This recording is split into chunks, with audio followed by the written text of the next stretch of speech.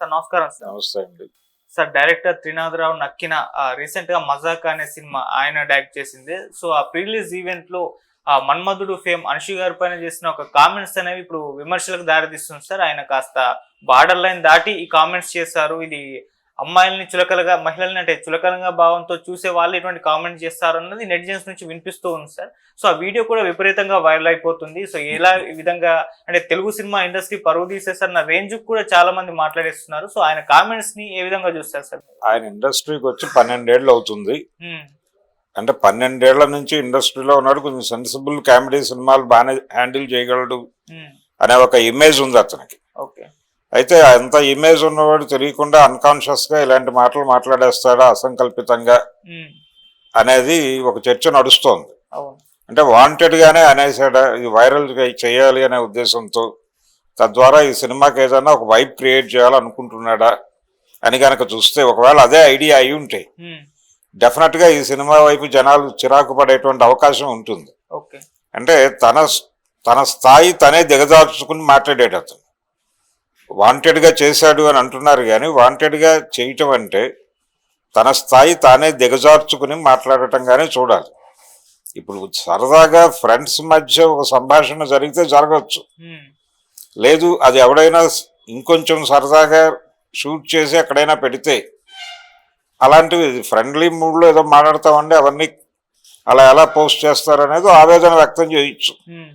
కానీ ఇది బహిరంగ వేదిక మీద ఒక ప్రీ రిలీజ్ ఈవెంట్లో అంతమంది ప్రజల సమక్షంలో మాట్లాడాల్సినటువంటి మాటలు కాదు అవి. చాలా ఎక్కువ మాట్లాడాడు ఆయన ప్రజల అభిరుచుల మీద దాడి చేశాడు, ప్రజలను కించపరిచాడు, న్యూనతపరిచాడు, చాలా చేశాడు. అంటే ఇవి కాదు, అంటే ఈ తరహా వ్యాఖ్యలు చాలా మంది చేశారు గతంలో ఇంకొంచెం గౌరవప్రదంగా. కొంతమంది హీరోయిన్స్, అంటే తమిళ్కి వెళ్ళిపోయినటువంటి హీరోయిన్స్, తెలుగులో చేసి తమిళ్కి వెళ్ళిపోయి అక్కడ సెటిల్ అయినటువంటి వాళ్ళు, కొంతమంది హీరోయిన్స్ స్ట్రైట్గా ఖుష్బూ లాంటి వాళ్ళు మాట్లాడారు ఇంతకుముందు. అంటే తెలుగు ఆడియన్స్కి కొంచెం వాళ్ళ టేస్ట్ డిఫరెంట్ అండి, తమిళ ఆడియన్స్ టేస్ట్ డిఫరెంట్, అందుకని మేము ఇక్కడ కంఫర్టబుల్గా ఉన్నాం, వీళ్ళ అభిరుచుల మేరకు ఇక్కడ కనెక్ట్ అయ్యాం, అక్కడ కనెక్ట్ కాలేదు, సో ఇక్కడ మాకు హ్యాపీగా ఉంది, మేము తమిళ సినిమాల్లోనే సెటిల్ అవుదాం అనుకో. యాక్చువల్గా బాంబే నుంచి వచ్చిన హీరోయిన్ ఆవిడ, ఇలా గౌరవప్రదంగానే చెప్పింది ఆవిడ. ఇలా చాలామంది అలాంటి మాటలు గౌరవప్రదంగానే చెప్తారు అభిరుచులకు సంబంధించి. ఈయన అసలు వాంటెడ్గానే దాన్ని ఓపెన్గా మాట్లాడాలని అనుకుని ఈ రకంగా మాట్లాడేసి దీని ద్వారా ఏదో ఆ సినిమా సందీప్ కిషన్ హీరో, ఆ సందీప్ కిషన్కి పెద్దగా ఇది లేదు. ఈ మధ్యకాలంలో తను చేసిన రకరకాల ప్రయోగాలు విఫలమయ్యి ఆడియన్స్ నుంచి ప్రాపర్ గుర్తింపు లేక, ఆయన ధనుష్ సినిమాలో ఒక ప్రత్యేకమైన పాత్ర పోషించడం కూడా చూసాం ఈ మధ్య. ఇలా తన కెరియర్ ఏమిటి అనే ఒక క్రైసిస్లో తనున్నాడు. ఈ టైంలో నక్కిన త్రినాథరావు తన సినిమాలో ఆయనకి అవకాశం ఇవ్వటం కాదు, నిజానికి అది డిజైన్డ్ సినిమానే. ఆ డిజైన్డ్ సినిమాని జనంలోకి తీసుకెళ్ళాలి. ఈ తీసుకెళ్లే క్రమంలో ఆయన వాళ్ళిద్దరి మీద కామెంట్స్ చేశారు, ఒకళ్ళ మీద కాదు. రితు వర్మ హీరోయిన్ ఆ సినిమాలో, తన మీద కామెంట్ చేశాడు, అంశు మీద కామెంట్ చేశాడు. అంశు మీద కామెంట్స్ కొంచెం ఎక్కువ కాన్సన్ట్రేటెడ్గా వైరల్ అయినాయి. మన్మధుడు టైంలో ఈ సినిమాని చూశాను, లడ్డూలో ఉంది, ఇలాంటి మాటలు మాట్లాడకూడని మాటలు చాలా మాట్లాడేసి, పైగా పబ్లిక్ టేస్ట్ అని చెప్పేసి దానికి ఒక స్టాంప్ వేసి ఇష్టం వచ్చినట్టు రెచ్చిపోయి, మీరు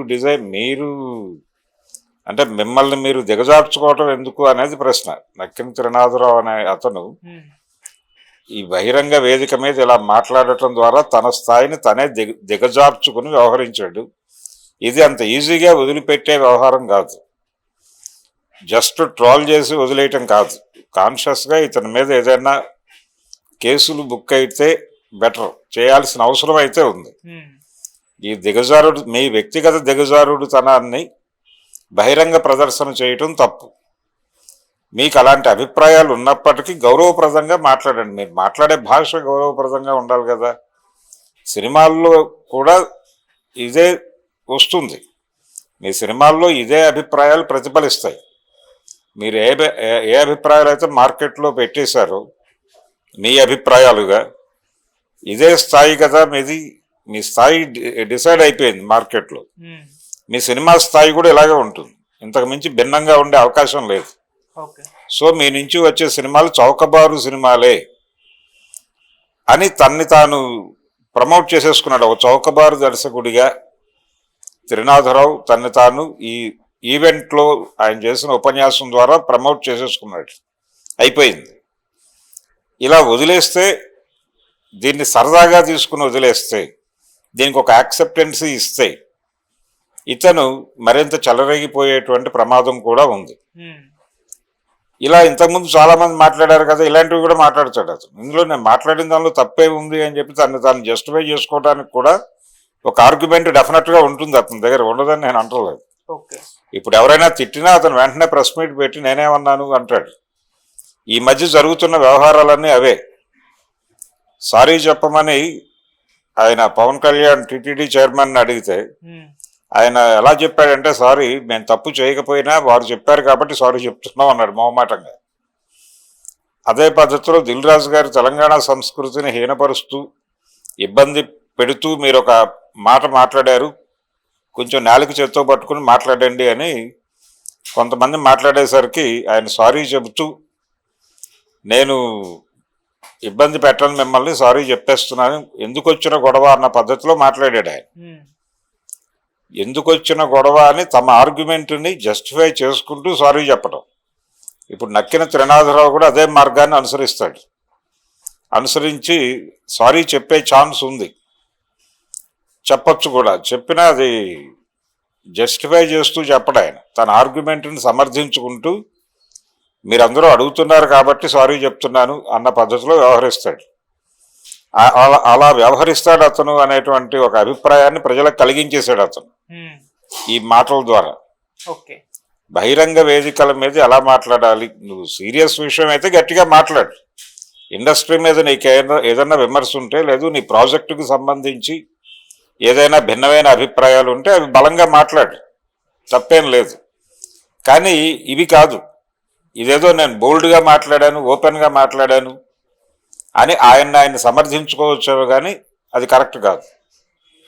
అంటే దీన్ని వదిలిపెడితే మాత్రం మరింత చౌకబారుగా వ్యవహరించే, అంటే టేక్ ఇట్ గ్రాంటెడ్గా తీసేసుకుని రేపు రాబోయేటువంటి ఇంకొకసారి మైక్ ఆయనకు దొరికితే ఇంతకంటే దారుణమైనటువంటి మాటలు కూడా ప్రమోట్ చేసేటువంటి ఛాన్స్ ఉంది. ఇలా కల్చరల్ ఏరియాలో ఒక పొల్యూషన్ని క్రియేట్ చేసేటువంటి క్రీచర్గా మారతాడు ఇతను. అందుకని దీని మీద కొంచెం సీరియస్గానే పట్టించుకుని ఒక కేసు బుక్ చేయాల్సినటువంటి అవసరం ఉంది. ఇలా మాట్లాడతారా అని ఇండస్ట్రీ కూడా స్పందించాల్సిన అవసరం ఉంది. ఇండస్ట్రీ పెద్దలు ఉన్నారు, దర్శకుల సంఘం ఉంది, అలాగే మా అసోసియేషన్ ఉంది, వీళ్ళందరూ స్పందించాలి కదా ఇలాంటి వాటి మీద. అక్కడ ఆర్టిస్టులు ఇప్పుడు అన్షునో లేకపోతే రితు వర్మ వీళ్ళందరూ ఏదో టైంలో మా అసోసియేట్లు అయి ఉంటారు కదా, మా మెంబర్స్ అయి ఉంటారు కదా. మా మెంబర్ కాని వారు నటించకూడదు లాంటి నిబంధనలు ఏవో నడిచినాయి కొంతకాలం, ఇప్పుడున్నాయో లేదో నాకు తెలియదు, కానీ ఆ పద్ధతి ఉండేది. అలా ఉండుంటే వీళ్ళు ఏదో టైంలో ఎక్కడో చోట మెంబర్షిప్లో ఉండుంటారు. కాబట్టి తమ సభ్యుల మీద ఇలాంటి వ్యాఖ్యలు చేయటం అనేది కరెక్టా అనే దాంతో సంబంధం లేకుండా అసలు నటీనటుల ఆత్మగౌరవానికి సంబంధించిన వ్యవహారం ఇది. ఆవిడ ఆత్మగౌరవాన్నే ఆయన నడి బజార్లో పెట్టాడు. ఆ రోజుల్లో రామారావు గారు అనేవాడు, తెలుగువాడు ఆత్మగౌరవాన్ని ఢిల్లీ నడివీధుల్లో అమ్మేస్తున్న కాంగ్రెస్ అని. ఆ టైప్లో ఇప్పుడు ఆ అమ్మాయి ఆత్మగౌరవాన్ని ఆయన బజార్లో పెట్టాడు.